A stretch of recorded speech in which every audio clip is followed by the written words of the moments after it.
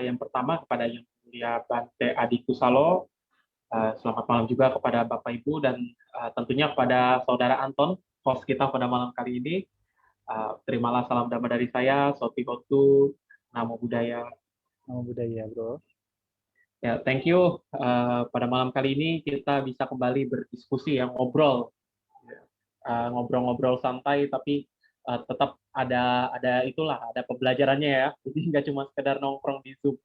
Hari ini sesuai dengan informasi dari Bro Anton, kita akan ngomongin how to build growth mindset, mindset bertumbuh. Nah, gimana caranya kita punya mindset yang membuat kita, kalau ini kan konsep Barat ya, dari namanya juga udah Barat banget ya, growth mindset. Ini kan sebenarnya konsep Barat. Barat itu sangat suka dengan segala sesuatu yang bertumbuh. Nah, nanti kita akan lihat nih, gimana nih kalau kita sebagai Buddhis menyikapinya. Ya, karena lagi-lagi saya berbicara kapasitas saya psikolog yang juga Buddhis. Jadi mungkin saya lebih banyak psikologinya, tapi bagaimana saya menyikapi konsep-konsep psikologi Barat. Barat itu kan identik ya materialisme ya biasanya ya, semua harus berwujud gitu. Dan yang kedua, kalau dalam Barat itu semua harus ada pertumbuhan. Nah, bagaimana nih saya sebagai seorang Buddhis menyikapi konsep-konsep psikologi yang kalau menurut orang Barat saintifik gitu. Ya, jadi bagaimana cara membangun mindset yang bertumbuh? Ini mungkin lebih enak kalau saya mulai dari sebuah cerita nih, Bapak Ibu dan rekan-rekan. Jadi ini kejadiannya di Amerika Serikat lagi. Ya, lagi-lagi ini konsep Barat, jadi saya mulai dari Barat, nanti baru kita coba bawa ya ke Timur gimana nih kita menyikapinya. Jadi di sebuah sekolah ini Bapak Ibu, ini ada dua ruang kelas. Ada dua ruang kelas. Ruang kelas ini isinya anak-anak yang masih TK, ya, anak kecil ya, anak kecil itu identik masih tanda kutip masih bersih gitu, pikirannya belum banyak tercemar ya, dengan apa ini lingkungan ini. Kalau saya lihat nih lingkungan kan makin hari apa, kalau kata istilah anak zaman sekarang itu toksik gitu ya. Nah, anak kecil kan belum banyak terpapar begituan kan, masih bersih lah. Nah, jadi ada dua ruang kelas ya, masing-masing berisi anak-anak TK yang tentu saja ada gurunya. Nah, masing-masing siswa di ruang kelas yang terpisah itu semuanya mendapatkan sebuah tugas, sebuah puzzle. Puzzle yang memang bagi anak TK ya wajar gitu, wajar untuk dikerjakan anak TK. Gitu, sesuatu yang tingkat kesulitannya wajar. Dikerjakan oleh mereka. Dan ya karena memang sudah disesuaikan tingkat kesulitannya, sebagian besar dari mereka berhasil menyelesaikan puzzle tersebut. Ya, jadi ada dua ruang kelas, di mana masing-masing ruang kelas ada anak-anak TK di sana, mereka sama-sama mendapatkan puzzle dan mereka berhasil menyelesaikannya. Bedanya, di ruang kelas yang pertama, gurunya memuji dengan cara, kalian memang anak-anak pintar, ya, kalian memang anak-anak pintar, hebat, makanya bisa menyelesaikan ini. Di ruang kelas yang satu lagi, gurunya memujinya begini, kalian memang anak-anak yang sudah berusaha keras, makanya bisa menyelesaikan ini. Wah, ini walaupun mirip tapi berbeda ya. Yang satu dipuji pintar, yang satu dipuji karena berusaha keras. Bapak Ibu teman-teman mungkin udah pernah dengar cerita ini sebelumnya, tapi dari sini kita bisa melihat lebih banyak. Kemudian puzzle yang diberikan lebih susah lagi. Kali ini mereka diberi puzzle yang memang nggak bisa diselesaikan anak TK. Puzzle yang memang susah. Memang anak TK nggak bisa selesai. Ya, jadi tingkat kesulitannya tinggi. Dengan kata lain, tingkat kesulitannya tinggi. Nah, masing-masing kelas ini diberikan lagi. Oh, kali ini susah. Ya, otomatis semuanya kesulitan, semuanya ya anak TK lah ya. Ada yang bengong gitu, sulit lah ngerjainnya. Menariknya, yang berbeda di sini kali ini, di ruang kelas A, tadi kan ruang kelas A itu dipuji sama gurunya ya, wah, kalian anak pintar makanya bisa berhasil. Sebagai hampir semua anak di kelas A itu akhirnya mengatakan, wah Bu, Ibu Guru, kepintaranku nggak bisa menyelesaikan ini, terlalu susah ya, kepintaranku nggak cocok gitu, nggak bisa menyelesaikan ini ya, tentu dengan bahasa anak TK ya, dengan tipe itu ya, aku menyerah. Itu kelompok yang A. Di ruang kelas yang B, yang tadi dipuji karena usaha kerasnya, mereka juga sama-sama garuk-garuk kepala, sama-sama keder juga ya. Itu, keder itu bingung. Ini kayak bahasa Betawi itu, bingung. Keder juga gitu. Tapi bedanya mereka kali ini ngomong, wah Bu, boleh nggak minta waktu lebih banyak? Aku masih mau mencoba. Wah, ini ada dua perbedaan yang sangat besar ya. Yang kelompok A langsung menyerah. Udah Bu, kepintaranku nggak nyampe, aku udahan aja. Yang kelompok B, ruang kelas B, wah Bu, aku boleh minta waktu tambahan nggak? Karena kayaknya aku perlu berusaha lagi. Nah, ini udah dua respon yang berbeda. Dan kalau kita lihat mana yang lebih kita harapkan, tentu kita pasti lebih berharap kalau punya anak atau Bapak Ibu di sini sudah punya anak, ingin anaknya seperti nomor 2 dong, yang kalau ada masalah berjuang, bukan putus asa. Nah, ngomong-ngomong, riset ini akhirnya ini sebenarnya bukan riset sih, sebenarnya awal dari sebuah kejadian, tapi akhirnya dibuat risetnya. Nah, jadi oleh seorang psikolog bernama Carol Dweck, ini dari salah satu universitas yang sangat bergengsi di Amerika Serikat, di Stanford University, mengamati ya kejadian ini. Lalu akhirnya Carol Dweck ini mengamati bahwa manusia itu pada dasarnya punya dua mindset, punya dua pola pikir. Yang pertama adalah fixed mindset, mindset yang tetap. Yang kedua adalah growth mindset, mindset yang bertumbuh. Fixed mindset ini bisa kita lihat dari contoh kelompok satu, ya, di mana ketika mereka kesulitan langsung putus asa, langsung mengatakan kepintarannya nggak nyampe, kemampuannya nggak nyampe. Kelompok yang B itu mencerminkan growth mindset, mindset bertumbuh. Ya, jadi satu mindsetnya tetap, satu mindsetnya bertumbuh, pola pikirnya itu bertumbuh. Ketika mengalami kesulitan, mereka bukan berpikir bahwa kepintaran mereka nggak nyampe.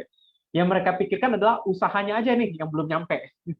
Ya, jadi membedakan sekali, sangat membedakan. Dan Carol Dweck mengamati lagi bahwa perbedaan mindset ini terbentuk terutama dari pola asuh orang tua, dari sekolah, dan dari lingkungan. Ya, kelompok A dipuji berhasil menyelesaikan karena pintar. Ya, mereka belajar bahwa mereka berhasil karena kepintarannya. Berarti kepintaran itu ada batasnya.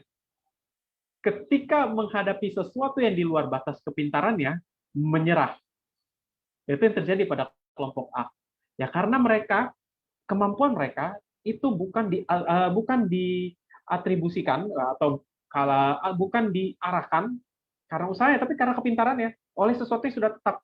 Mereka pintar, lo bisa pintar, kamu bisa pintar. Ya, ketika dapat sesuatu yang di luar kepintaran mereka menyerah. Ya, kelompok B mereka selalu dikatakan berhasil karena berusaha. Ya, sehingga mereka tahu yang membuat mereka sukses bukan karena mereka pintar. Ya, tentunya pasti ada faktor kepintaran ya, kita nggak bisa memungkiri. Tapi yang lebih utama adalah berusahanya, berjuangnya. Sehingga ketika ada masalah, mereka berpikirnya cara lain. Aku harus cari cara lain. Usahaku aja nih yang belum ketemu nih. Ya, bukannya berarti mereka coba cara itu gagal terus ya, enggak. Tapi mereka mengevaluasi lagi cara apa nih yang bisa bikin berhasil. Nah, ini ada dua mindset.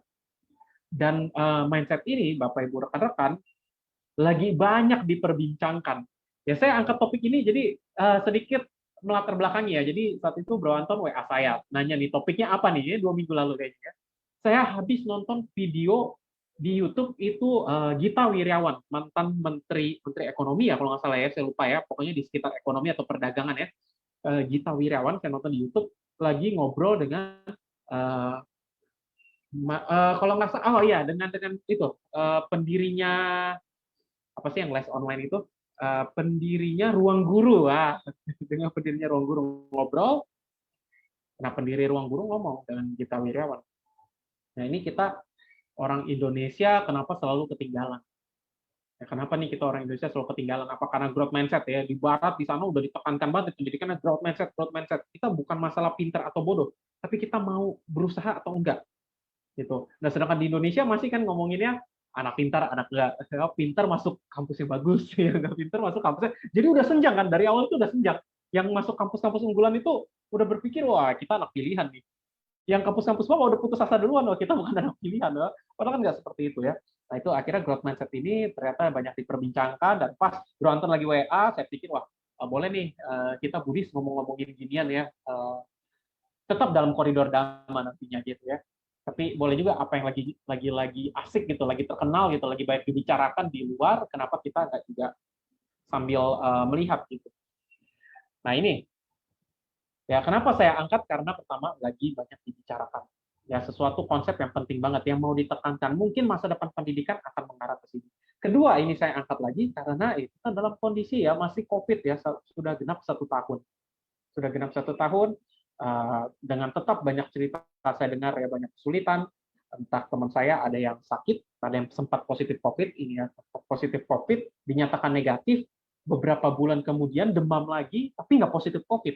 Ternyata meninggalkan semacam apa ya, saya nggak paham istilah kedokterannya, tapi karena dia pernah kena COVID, ada yang salah dengan tubuhnya. Jadi dia nggak positif COVID, tapi lebih mudah sakit. Nah ini saya juga kurang paham ya. Saya juga kurang paham. Itu bagi beberapa orang menjadi sebuah perjuangan. Yang nggak positif COVID pun juga berjuang, yang usahaan, ya itu luar biasa ya. Kenalan saya, tetangga saya lebih tepatnya ya, tetangga saya itu punya menantu gitu, usahanya di mall, ya jualan di mall ya, Bu, punya lapak di mall, jualan di mall. Ya karena COVID kan jatuh banget ya, jadi jualan ayam goreng di sebelah rumah ya. Saya bukannya merendahkan gimana, tapi maksudnya langsung jomplang ya, berjuang dari bawah lagi gitu.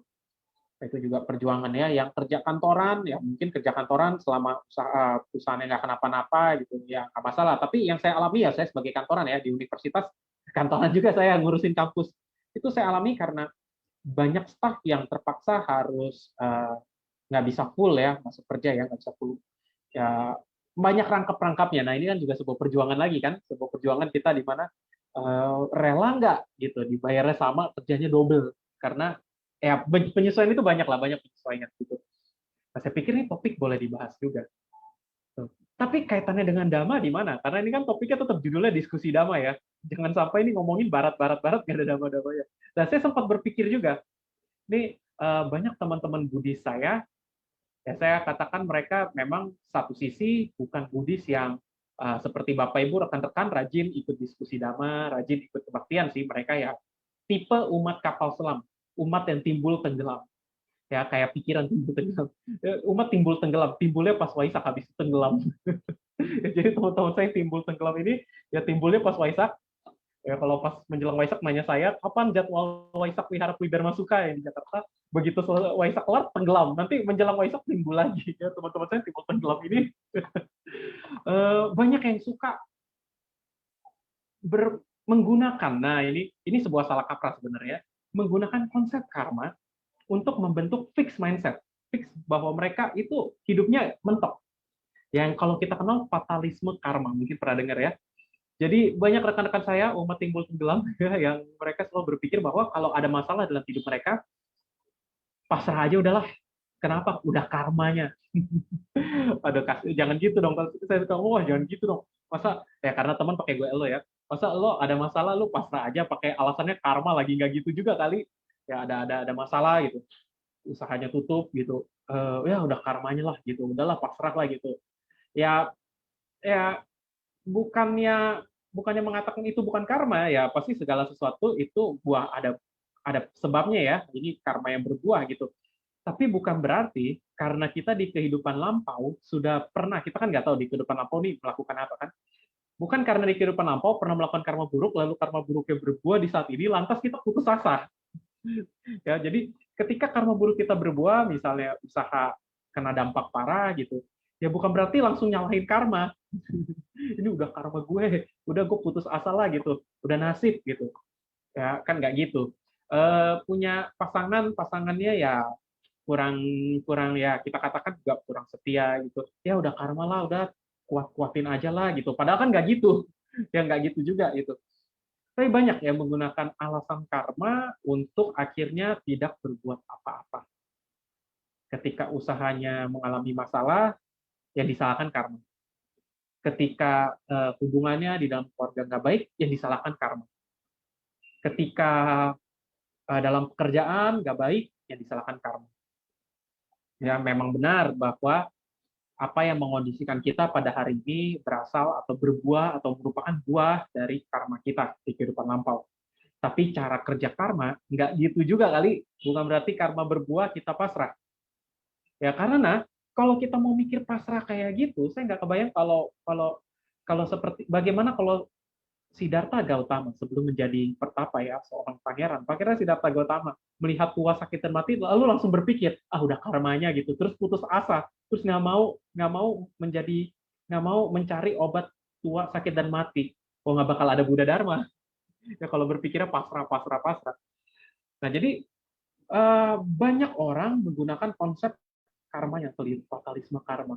Ya, karma itu udah fix, nggak bisa diubah lagi. Ya jadinya nggak mau berusaha, nggak mau berjuang. Dan sebelum ikut kebaktian ini, saya juga cukup tergelitik. Saya nemuin postingan teman saya mengatakan bahwa sebagian besar orang-orang yang religius, sebagian besar orang-orang religius atau sebagian besar negara-negara yang religius itu malah secara ekonomi kurang maju. Ethiopia itu agak salah satu negara yang paling religius, tapi kita satu sisi tahu Ethiopia itu kelaparan, gitu. Nah, teman saya lalu ngomong karena sebagian besar ini nggak ngomongin umat Buddha ya, ini secara umum ya umat beragama.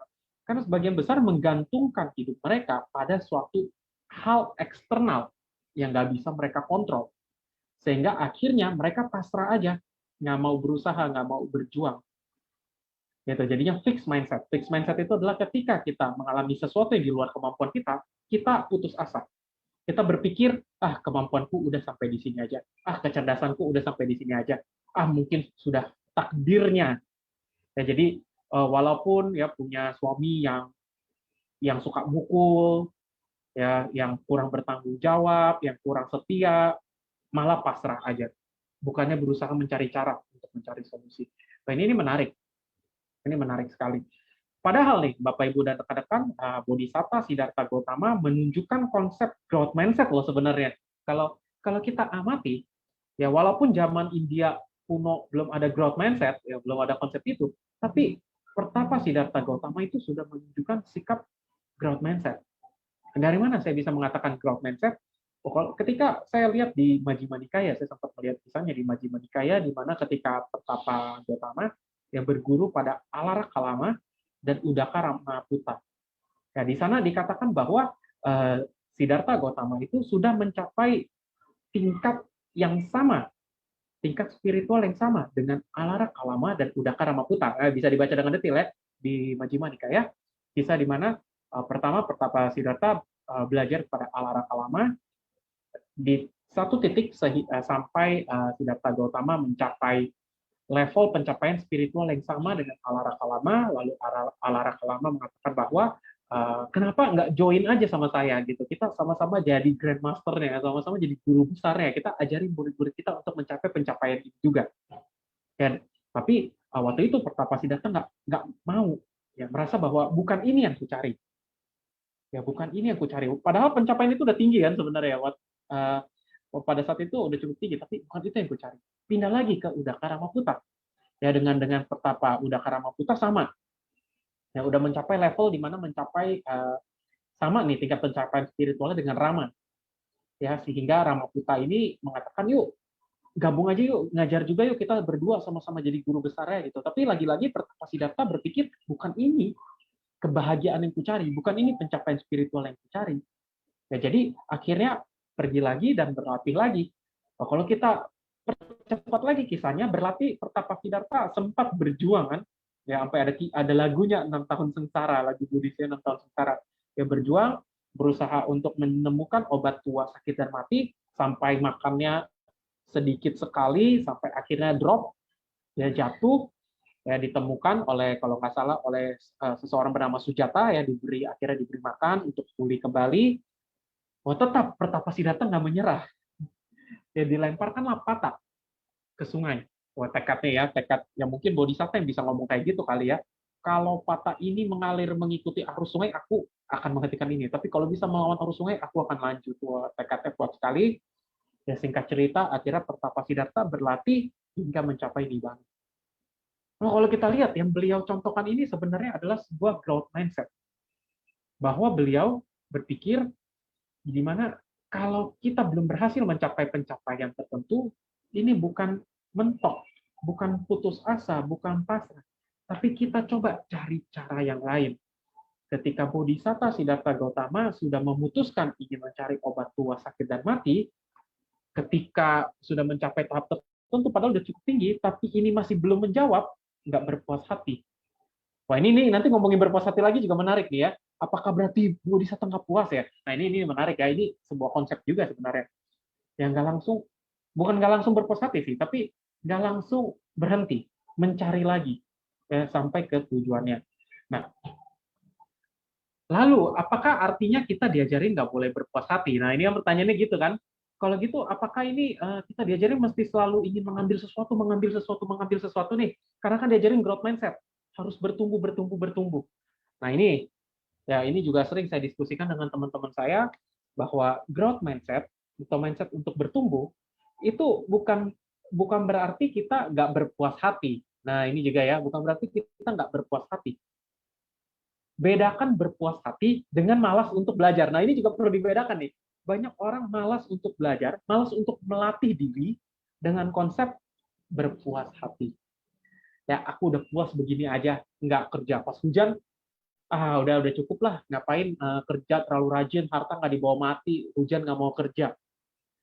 Ya, terlalu panas nggak mau kerja, ngapain gitu, harta nggak dibawa mati, yang penting cukup untuk makan hari ini, lalu nggak kerja. Ya lama-lama jatuh miskin. Bedakan dulu nih, berpuas hati dengan tidak mau berusaha. Ya, di mana berpuas hati itu mesti kita pisahkan. Berpuas hati artinya kita tetap beraktivitas, kita tetap mencari pertumbuhan, entah itu spiritual, kalau Siddhartha Gautama, Pertapa Siddhartha Gautama mencontohkan pertumbuhan spiritual. Ya kalau saya pertumbuhannya mungkin masih duniawi ya, kerja cari uang, masih duniawi sekali. Tapi bukan masalah berpuas hati lalu artinya nggak berusaha. Berpuas hati itu artinya kita tetap beraktivitas, ya kita tetap berusaha. Kalau dalam jalur spiritual, berusaha dalam spiritualitas, ya dalam keduniawian tetap berusaha, ya mencari uang, bekerja, ya. Tapi apapun hasilnya kita terima, kita nggak menolak. Nah itu. Ya jadi kita tetap berusaha, tapi ketika usaha kita anggap nggak sepadan, kita tetap bisa terima. Itu namanya berpuas hati. Nah, kita kerja nih 30 hari, nggak 30 hari, 20 hari dalam seminggu. Ya, saya kerja keras nih, dapat gaji sekian. Ya, ada teman saya kerjanya sama kayak saya, gajinya lebih tinggi. Nah, kalau nggak bisa menerima itu baru namanya nggak berpuas hati. Ya, tapi kalau bisa menerima itu namanya berpuas hati. Ya, jadi berpuas hati itu bukan berarti nggak usah kerja lah, yang penting hari ini makan udah cukup. Ya, besok adalah urusan hari esok. Wah, susah. Ya susah, bukan seperti itu konsep berpuas hati. Ya kalau begitu, ya Pertapa Siddhartha mungkin akan bergabung bersama Alara Kalama, nggak ngajarin dharma ke kita, yang diajarin ajarannya Alara Kalama. Ya, jadi kita tetap memerlukan yang namanya pertumbuhan. Ya, pertumbuhan entah itu spiritual, entah itu duniawi ya, mungkin sesuai dengan pertumbuhan spiritual kita masing-masing, tetap disertai berpuas hati, artinya kita berlatih secara spiritual, apapun yang kita peroleh dari hasil latihan itu kita terima. Tapi bukan berarti menyerah, bukan berarti pasrah, bukan berarti selesai. Ya kita bekerja, apapun itu, gaji, pendapatan, pemasukan yang kita dapatkan, kita terima. Suka nggak suka, kita terima. Tapi kita tetap berusaha, ya kita tetap bekerja, kita tetap berlatih. Nah itu yang perlu kita ingatkan, karena juga dalam Buddhis itu prinsip wirya, ya semangat untuk berlatih itu penting. Ya, kemalasan malah nggak dianjurkan. Ya, tinamida, kelembaman, keengganan, malah nggak dianjurkan. Nah ini Bapak Ibu dan rekan-rekan sekalian. Nah kita lanjutkan lagi. Ya dalam Buddhis kita juga mengenal anicca, dukkha, anatta. Saya mau highlight yang anicca-nya kali ini. Ya, seringkali kita berpikir anicca itu mungkin Bapak Ibu udah ngerti ya, tapi mungkin bagi beberapa orang konsep anicca itu dianggapnya negatif sekali. Ya anicca itu apa? Anicca itu kalau punya sesuatu, punya gelas, wah anicca bro, gelasnya bisa pecah. Ya anicca itu identik dengan apalagi seseorang meninggal sabe samsara anicca. Ya, lalu apalagi punya sesuatu hilang, wah relain aja bro anicca. Anicca itu selalu dipakai dalam konteks yang negatif, negatif, negatif, negatif. Ya intinya terkesan anicca itu artinya punya ini pasti hilang, punya ini pasti hilang, pasti pergi. Ya padahal anicca nggak cuma ngomongin itu. Benar, anicca juga ngomongin apa yang berkondisi akan musnah. Benar. Tapi anicca nggak selalu ngomongin dalam konteks negatif. Anicca itu kan selalu berubah. Ya, selalu berubah. Berubah dalam arti, kita sekarang lagi mengalami negatif, mungkin akan berubah menjadi lebih positif. Nah, itu kan juga sebenarnya anicca. Ya, saya sekarang belum menikah, single. Lalu saya menikah, punya istri, berubah status. Nah, itu juga anicca loh sebenarnya. Jadi ketika saya menikah, Bapak Ibu rekan-rekan mau mengatakan Sabe Sangkara Anicca Bro Garvin, ya dari single jadi seorang suami. Wah, itu saya nggak berhak marah tuh. Ya, saya nggak berhak marah, karena bener juga itu Anicca. Ya, tapi nggak pantas ya diomongin ya, orang bisa tersinggung karena orang masih kacamatanya Anicca itu ada yang meninggal, ya terkaget lagi, digebukin lagi nanti. Tapi itu Anicca sebenarnya kan berubah status. Ya, kenapa kita nggak berpikir bahwa benar Anicca itu segala sesuatu yang berkondisi akan musnah. Tapi kesulitan kita, kesusahan kita, rintangan kita, itu kan juga sesuatu yang berkondisi. Ya, ketika kita mau putus asa dengan COVID-19 ya, COVID-19 itu kan juga berkondisi, itu virus, ada kondisinya yang memiliki inang untuk berkembang biak gitu. Ketika kondisi-kondisi itu berlalu, ya mungkin kehidupan kita jadi lebih baik juga.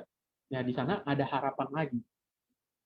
Ketika karir lagi mentok, ya karir mentok kan itu juga ada kondisinya.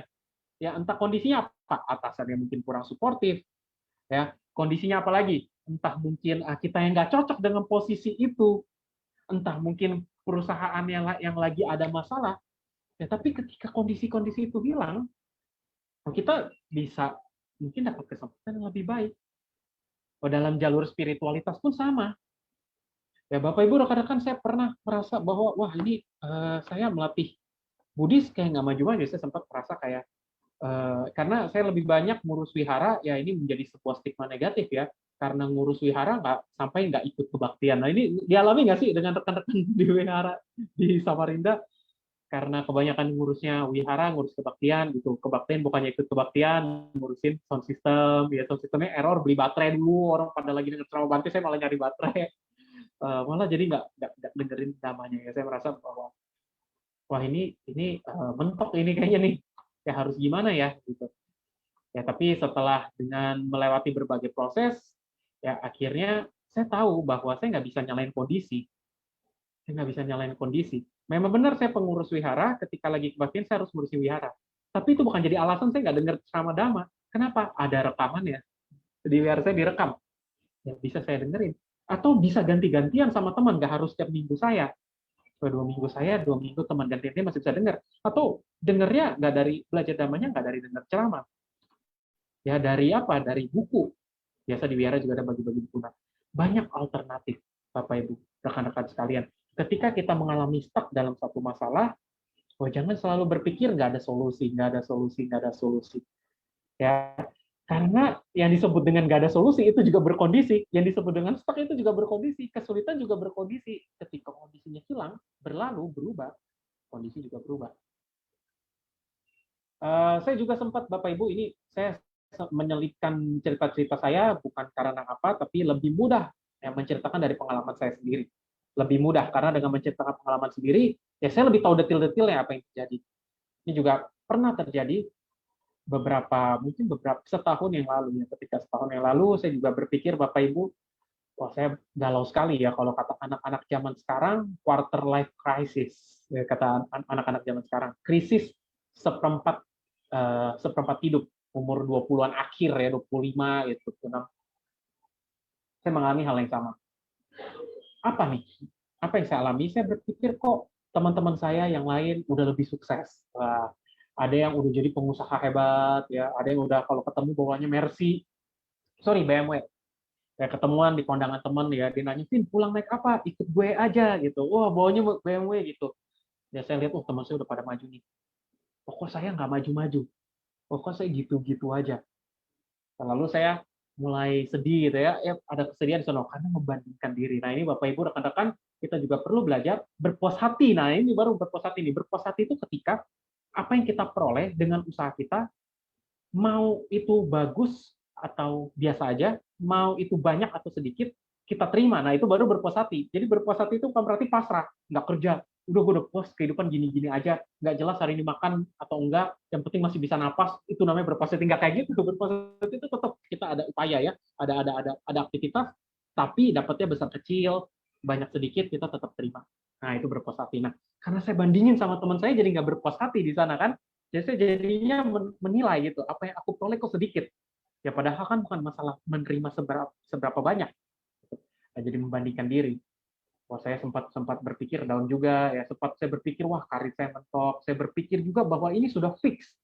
Jangan-jangan sudah jalan takdirnya. Apalagi saya ngobrol ke orang teman kenalan saya yang lebih tua, kenalan saya ngomong, ya, wah ini eh, emang dalam hidup ada namanya takdir jalan hidupnya. Seberapa besar kamu berusaha, kalau kamu memang ditakdirkan untuk tidak bisa berkembang, kamu tidak akan berkembang. Wah, saya dengar itu makin down.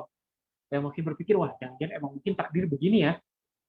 Teman saya bisa punya BMW, emang dia karmanya. Nah, itu teman saya waktu itu pakai kata karma lagi, jadi fatalistik sekali ya. Memang teman kamu itu buah karma kehidupan lampaunya itu banyak banget, jadi dia cepat kaya.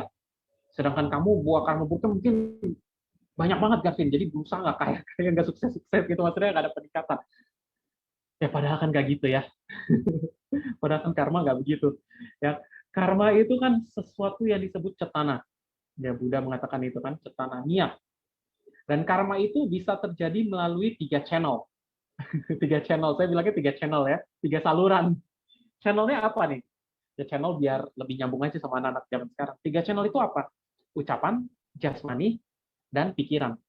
Ya, atau pikiran, jasmani, ucapan. Ya, itu kan 3 saluran karma. Ya, karma melalui jasmani apa sih? Berbuat sesuatu. Kita bunuh semut, ya, melalui jasmani. Tangan kita melakukan sesuatu. Ya, kita mencuri uang, nah itu melalui jasmani. Kita membantu orang, dana, itu jasmani. Ya, eh, kita apa lagi nih? Kita menjenguk orang yang sakit, ya, atau mengobati orang yang sakit. Nah, jasmani kan ada tindakan di sana, aktivitas secara fisik. Secara ucapan itu secara verbal. Ya, kasih nasihat ke teman ya, itu karma secara verbal. Berkata kasar juga karma secara verbal, ucapan. Nah, melalui pikiran ini Bapak Ibu, ya ketika kita mengalami buah karma buruk, ya memang benar sih, hidup kita ini terkondisi oleh buah karma kita di kehidupan lampau, tapi terkondisi, bukan ditentukan. Ya, ketika buah karma buruk itu muncul di kehidupan kita saat ini, kita sebenarnya diberi pilihan Bapak Ibu. Diberi pilihan untuk mau merespon apa. Ketika karma buruk berbuah, kita mau merespon ini dengan pikiran. Nah, pikiran kan channelnya karma, dengan pikiran yang menolak atau pikiran yang menerima. Kalau kita sakit, lalu kita menolak sakit, kita sakit mungkin buah karma di kehidupan lampau. Ada orang yang mudah sakit, ada orang yang nggak mudah sakit. Ya, eh, saya selalu omitohut gitu nama budaya.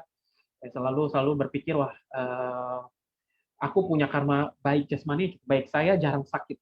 Ya pernah sakit tetap ya, tentu pernah sakit karena saya manusia biasa, tapi saya jarang sakit. Tipe yang nggak mudah sakit. Mau lembur gimana pun paling bersin-bersin doang, Pak. Jarang tepar. Itu saya bersyukur sekali saya punya mungkin buah karma yang baik ya. Jadi jasmani saya cukup cukup baik gitu. Tapi ada beberapa orang yang capek dikit mudah sakit. Nah ini kan kalau kita mau bilang mungkin buah karma kehidupan lampaunya sehingga mudah sakit. Kalau kata orang-orang itu kata mungkin di kehidupan lampau sering membunuh lah apa, tapi saya nggak tahu. Kan karma itu nggak bisa dijelaskan sesimpel itu sebenarnya. Tapi mungkin buah karma buruknya di kehidupan lampau mengondisikan dia jadi lebih mudah sakit. Nah, tapi di balik kondisi ini, kita kan nggak diajarkan untuk pasrah. Kita diajarkan untuk memiliki keputusan untuk merespon. Mau responnya bagaimana nih?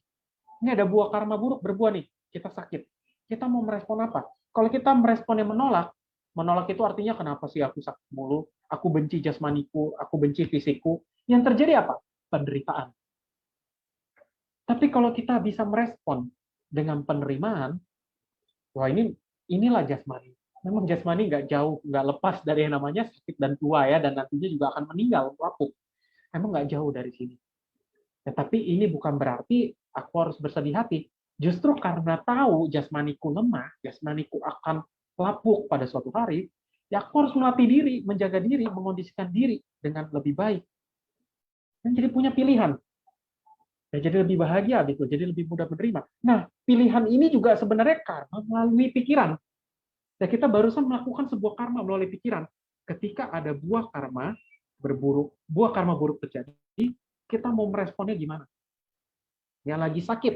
Ya, saya suka baca buku-buku Acanca, buku Acanca luar biasa sekali ya, Acanca di bukunya tertulis kalau kalau di sekitarmu lagi terbakar, ya kalau sekitar lagi terbakar, ya rumah lagi terbakar atau ada sebuah uh, fisik jasmani atau rupa materi yang terbakar, biarkan yang terbakar lingkungannya itu aja. Jangan sampai pikiranmu juga terbakar. Bukan berarti ini artinya ini jangan diterap secara harafiah ya.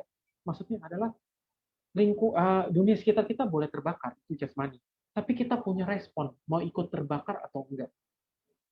Ketika kamu lagi sakit, kamu boleh merenungkan, jasmanimu sedang sakit, tapi kamu yang menentukan. Nah, ini kata Caca. Pikiranmu mau ikutan sakit atau enggak? Ya lagi sakit gigi nih. Ya, sakit gigi itu kan luar biasa sekali. Ya itu jasmani lagi sakit, benar itu buah karma buruk mungkin ya kita nggak tahu kan. Tapi kita punya pilihan nih, yang sakit mau jasmani doang, atau pikiran ikutan sakit. Yang mau ikutan sakit juga. Itu pilihan kita, itu Acanca itu sangat bagus sekali. Ya jadi Bapak Ibu, ya, memang hidup ini ditentukan, dikondisikan oleh buah karma di kehidupan kita yang lampau, dikondisikan. Tapi tidak 100% ditentukan. Ya, kita juga diberikan kehendak. Kita juga memiliki keputusan mau merespon itu dengan cara apa. Ketika kita meresponnya dengan negatif, sesungguhnya kita lagi membuat sebuah kehendak negatif yang baru. Kehendak negatif baru itu, karma buruk yang baru, berpotensi berbuah lagi. Yang nggak kelar-kelar. Tapi kita punya keputusan mau berespon dengan cara yang lebih baik. Sehingga terbuat dari cetana yang lebih baik, cetana yang kusala, melakukan karma yang kusala, buah karmanya pun kusala. Yang kita punya pilihan di sana. Nah, dan inilah saya pikir bahwa wah ini benar nih, ini sebenarnya growth mindset ini sama konsep Buddhis, oh nyambung loh ternyata. Ya, saya suka berpikir ini konsep ini saya suka berpikir bahwa konsep Barat ini nggak nyambung sama Buddhis. Barat itu kan harus ambil dapat. Tapi setelah saya pikir-pikir, ya kita jangan ambil itunya. Ya kita ambil adalah spiritnya orang Barat. Spiritnya orang Barat itu apa? Spiritnya orang Barat itu dia nggak mau, mereka nggak mau putus asa. Ya, dan sesungguhnya di Buddhis juga diajarkan begitu, jangan berputus asa. Karena kita ada hukum karma. Hukum karma itu bukan dijadikan alasan kita untuk putus asa, tapi hukum karma itu justru jadi alasan kita untuk berbuat lebih baik. Karena kita tahu dengan respon yang lebih baik, dengan tindakan yang lebih baik, pikiran yang lebih baik, ucapan yang lebih baik, hidup kita juga nantinya bakal lebih baik. Wah ini growth mindset kan? Ya berpikir bahwa hidupku sekarang nggak bagus bukan karena karmaku atau rezekiku atau takdirku mentok di sini, tapi karena aku yang mungkin ya, kurang mengembangkan upaya yang lebih baik. Tentu ya harus disertai dengan niat yang lebih baik. Nah, ini bisa dalam konteks spiritual, bisa dalam konteks duniawi. Dalam konteks spiritual, kita bisa melihat ya, kalau saya lagi merasa putus asa, saya selalu mengingat kisah yang Arya Ananda. Yang Arya Ananda ini sosok yang dikatakan menghafal khotbah-khotbahnya Buddha, Ewang Mesutang, hafal, bendahara dhamma. Mendengarkan, saya lupa di usia berapa ya, baru mulai menemani Buddha, tapi intinya setelah usia itu kan nemenin terus. Semua ceramahnya didengar, sesuai janjinya kan, sesuai dengan deal-nya sama Buddha. Ya. Dan khotbah yang lama mesti diulang lagi. Mendengarkan semua khotbah Buddha. Secara logika, sedekat itu sama Buddha, harusnya arahat duluan dong. Tapi kan yang Arya Ananda malah mencapai arahat ketika Sang Buddha sudah wafat. Ya, ketika Sang Buddha sudah wafat, mau konsili pertama, H-1 atau H-2, Ananda justru masih belum arahat. Ya, belum arahat. Tapi yang Arya Ananda tidak menggunakan itu sebagai alasan untuk berhenti berupaya. Nah, itu saya juga melihat ada konsep growth mindset juga dari Yang Mulia Ananda. Ya, padahal kalau mau diomongin, kurang apa loh? Kurang apa gitu? Pelayan pribadinya Buddha gitu, dapat semua khotbahnya itu dapat. Kok yang lain malah yang lain bahia cuma dengar sedikit, yang terdengar hanya yang terdengar, ya itu populer sekali sutanya kan. Malah denger itu udah langsung arahat. Ya ada Arya yang lain, sangga yang lain, anggota sangga yang lain, ya, murid Buddha yang lain hanya diminta ngelap. Ya, jadi arahat gitu. Mencapai kesucian lo. Arya Ananda udah dengar sebanyak itu kok belum? Nah, tapi Arya Ananda tidak menggunakan itu sebagai alasan untuk berhenti. Ya, Arya Ananda justru kalau kita baca ya, H-1 masih melatih diri. Masih melatih diri, yang sesuai yang saya baca, malam terakhir ya sebelum ke konsili, ya ketika meletakkan kepala mau tiduran gitu ya, malah mencapai arahat. Ternyata ada jalannya juga. Kau bayangkan kalau yang Arya Ananda pada saat itu, ya dipikirkan fixed mindset. Wah, aku udah dengerin banyak khotbah Buddha, mentok cuma di level kesucian yang ini nggak bisa jadi arahat, udah aku berhenti berupaya aja deh. Kok nggak jadi arahat Ananda. Tapi karena ada growth mindset di sana, ya, tetap berlatih. Apapun itu hasilnya tetap berlatih. Ya, tetap berusaha. Ya nggak berpuas hati juga kan, coba bayangkan Ari Ananda berpuas hati, aku udah mencapai anagami, udah cukup deh, nggak usah berlatih lagi. Nggak jadi arahat juga, tapi tetap berlatih. Ya, tapi apapun hasilnya tetap diterima, tetap diterima. Akhirnya menjadi seorang arahat, seorang yang terbebas. Nah, inilah contoh-contoh dari Buddhis di mana kita juga diajarkan ternyata bukan menjadi makhluk yang pasif, tapi menjadi makhluk yang proaktif, yang sesuai dengan value dari growth mindset tersebut. Ya, pesan apa yang bisa kita renungkan kemudian? Bahwa ternyata lagi-lagi kembali Bapak Ibu, sila samadipanya. Ya, sila samadipanya, kita proaktif. Ya, hidup kita mungkin nggak sesuai dengan, mungkin kita lihat hidup kita ini mungkin masih banyak kekurangannya, baik secara spiritual maupun duniawi. Ya, tapi kita tetap menjaga sila kita. Ya, karena ada harapan. Ya, tetap ada harapan karena hidup ini bukan berdasarkan masa lalu, pun bukan berdasarkan masa depan, tapi masa kini apa yang kita lakukan. Ya, melatih sila, melatih Pancasila, Poposata Atanggasila, 8 sila. Ya, saya masih salut orang yang bisa Atanggasila. Saya sulit.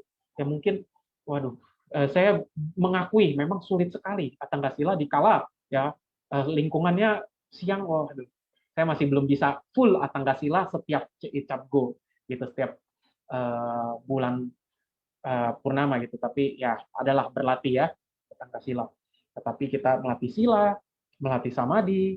Ya, samadhi itu saya bersyukur sekali mengenal konsep mindfulness. Ya, walaupun saya nggak jago-jago meditasi, saya selalu menekankan saya nggak jago-jago meditasi, tapi saya belajar meditasi ya karena saya Buddhis kebetulan kan, dan juga belajar psikologi. Psikologi juga ada mindfulness.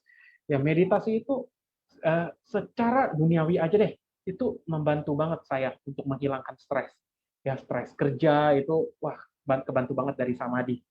Ya, dari meditasi. Mungkin meditasi saya meditasi ece-ece ya, meditasi level duniawi banget ya, hanya untuk menghilangkan stres. Ya, tapi lagi-lagi ya berlatih aja terus. Berlatih aja terus.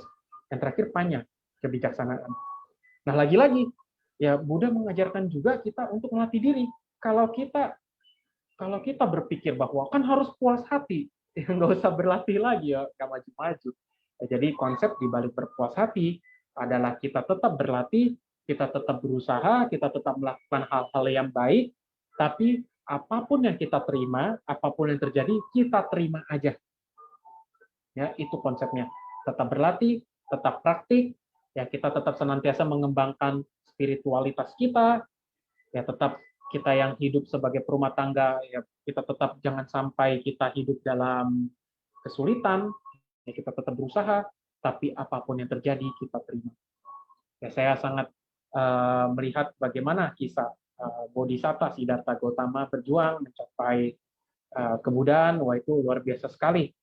Kita tetap berusaha, lalu yang Arya Ananda juga menjadi inspirasi bagi saya. Mungkin itu yang bisa saya sampaikan, Bapak Ibu dan rekan-rekan. Ya, semoga bisa bermanfaat. Terima kasih, saya kembalikan kepada Saudara Hamzah.